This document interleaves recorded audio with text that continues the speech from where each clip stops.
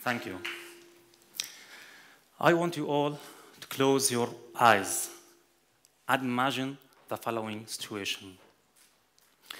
You have a well-paid, respectable job.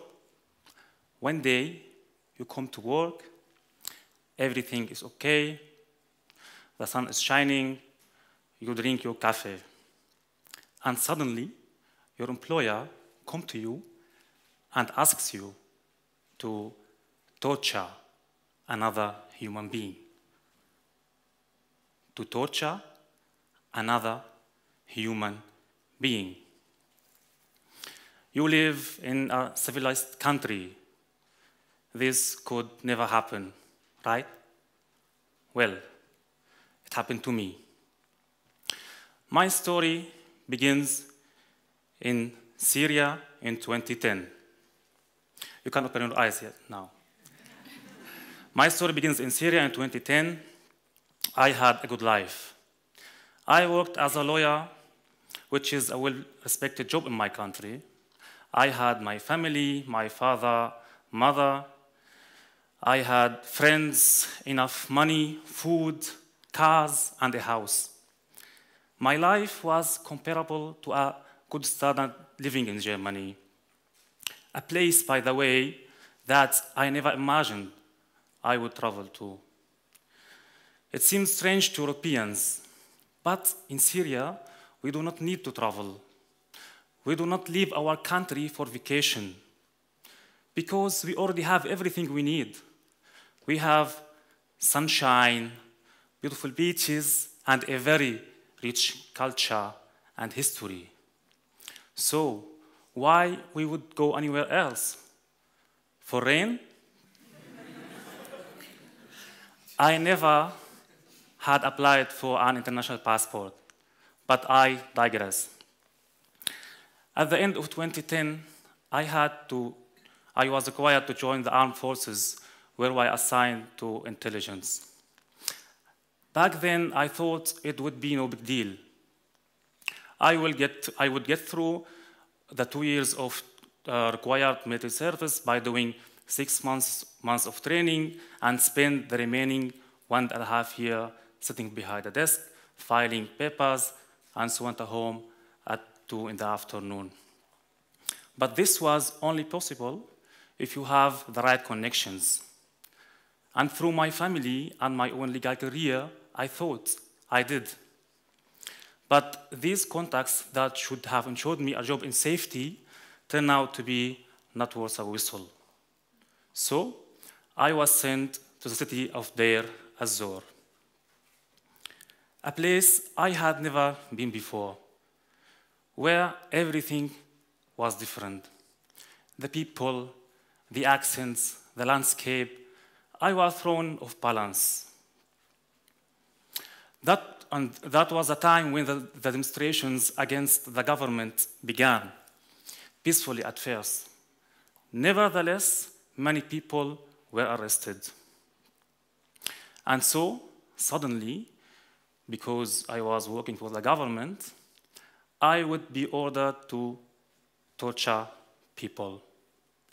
As unimaginable as torturing a human being seemed to you a few minutes ago, as unimaginable it appeared to me. My job involved conducting investigations into the actions of people and whether they had committed crimes. In the case where they didn't, I let them go, of course. But this was seen as a refusal to obey order. Regardless of the fact that the people I released were innocent, I was punished myself. At 10 hours in Syria, there was no freedom to express my opinion and no realization of human rights.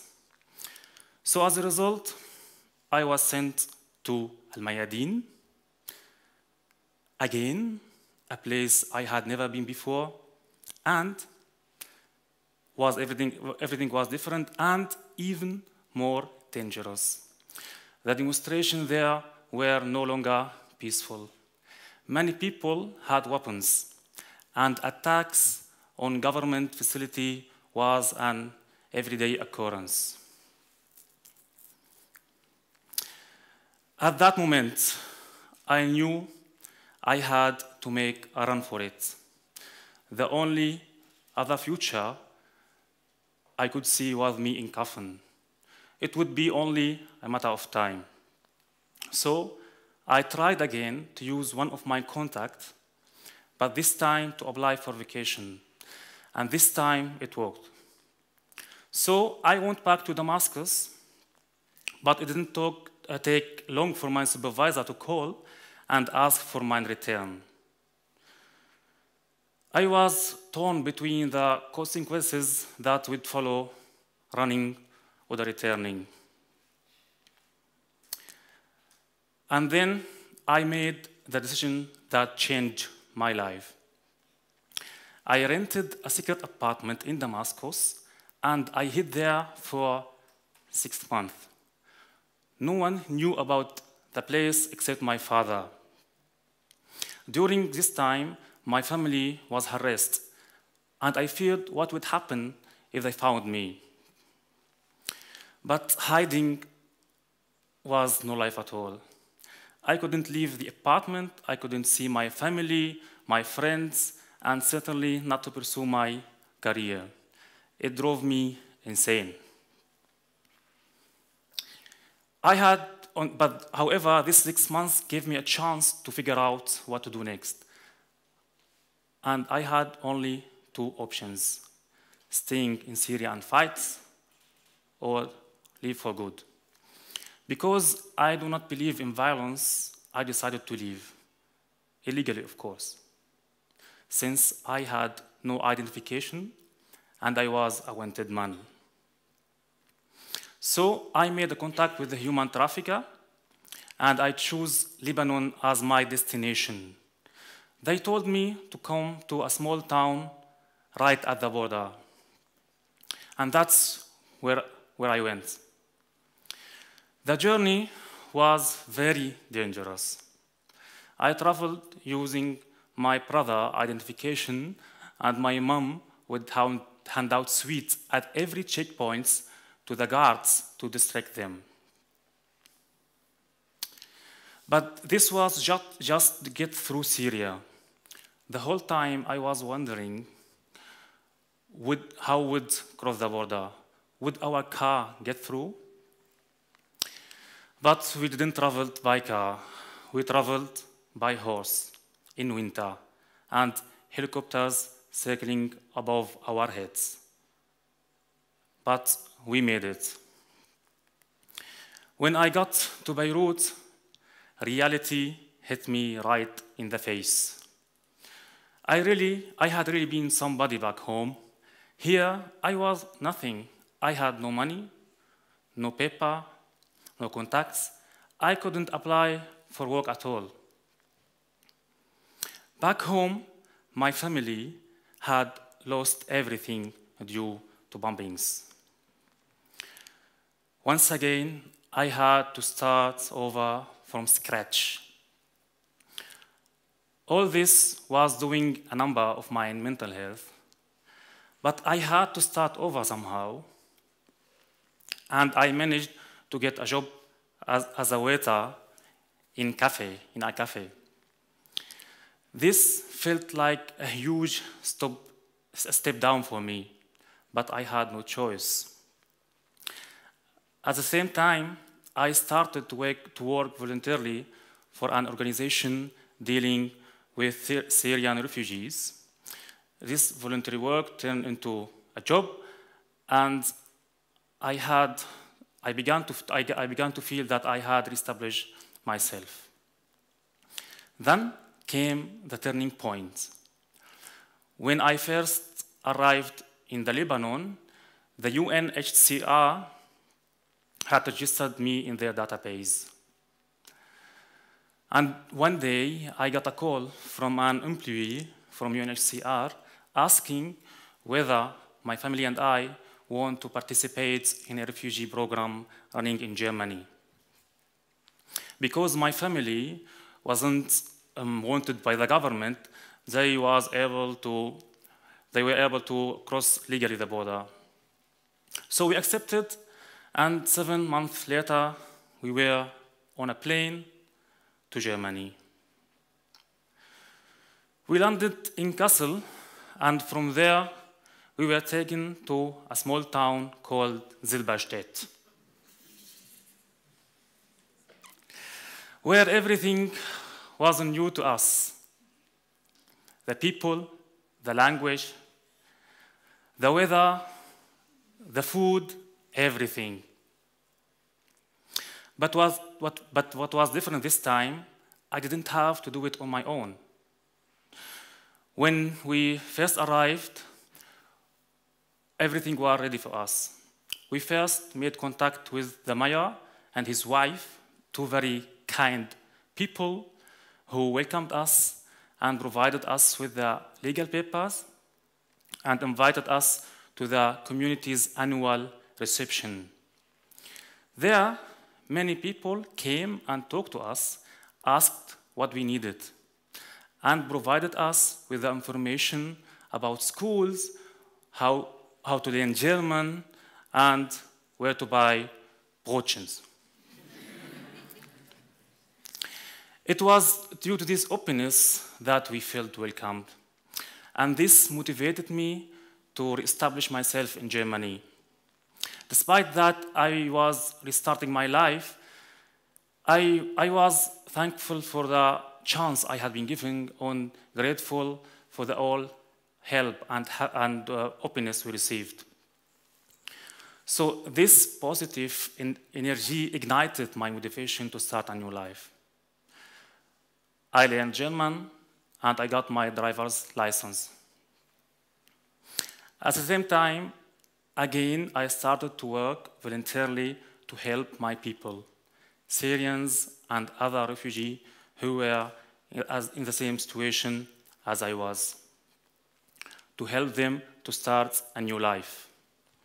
In the process, I made contact with lots of Germans who were doing the same voluntary work as I. Back then, it was never that clear to me why they were helping. After all, the refugees weren't their people. And when I asked them, the answer was always the same. Because these people need help to start over. And then it became clear to me. It doesn't matter where you come from. It doesn't matter in which side you are. Because we all have one thing in common. We all are people. No matter what nationality, race, or color skin. Every single one of us might need help someday. Every single one of us are capable also of providing this help to elicit hope into others, to motivate them not to give up and start a new life. And that's why, and I am very proud to say, that I have established the Syrian community in Kiel and in surrounding areas. I feel like I am somebody. With my new beginning in Germany, I could get my rights and values back, and my dignity as well. I have established an identity for myself, a network of different aspects that make life worth living. Work, friends, the feeling of safety, the possibility to freely express and share my opinion on any topic. These values should never be taken as granted. Because everyone has different experiences in life, it's important to engage in a dialogue to learn and profit from one another. Through my encounters in Germany, I have learned to understand and appreciate the values of German people, who helped me to abandon some of my own prejudice. You know the classics: German are pragmatic, hard-working machines who rarely showing any feelings. They showed me that my prejudices were nothing more than that. I have learned that Germans are friendly people, kind, helpful, and understanding. And in turn, I feel I can share something with my German friends too, learning about the condition in Syria that I have experienced. People often say that by comparison, they had been living a privileged lives, something that they only realize when they hear stories like my firsthand. The most precious parts of German culture are values of tolerance and openness. These values are threatened in some places today by prejudice and lack of communication. Promoting a free and open culture exchange is the key of ensuring the positive values thrive. So finally, I feel the need to relay a message. When I have learned one thing in the past years, it is that no matter what life throws at you, the key is to never give up, to face every day head on, and appreciate everything you have, because it might just disappear the next day. And so what I would like you to do when you get home tonight, think about what makes you happy and enriches your life. Thank you.